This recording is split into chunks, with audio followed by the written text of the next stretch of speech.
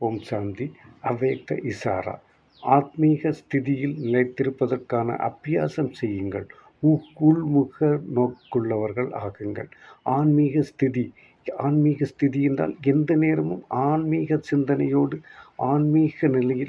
ஆத்மீக நிலையில் இருந்து நிலைத்திருப்பதற்கான பயிற்சி செய்ய வேண்டும். உள்முக நோக்கம் உள்ளவர் ஆகுங்கள். Subconscious mind subconscious. உள்நோக்கு முகம் உள்ளவர் என்றால் சப்கான்சியஸ் மைண்ட் உள்ளவர்கள் ஆகுங்கள்.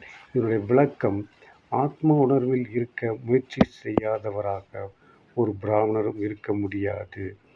ஆனால் நிரந்தர ஆத்ம உணர்வு இதன் மூலம் கர்மேந்திரியங்களை முற்றிலும் வெற்றி கொள்வது, இந்திரியங்கள் ஒவ்வொன்றும் முழு தூய்மை பெறுவது, தேகத்தின் பழைய சம்பந்தங்களிலிருந்து முற்றிலும் மறுபிறவி அடைந்த நிலை பெற வேண்டும். இதற்காக உள்நோக்கு முகம் ஆகுங்கள்.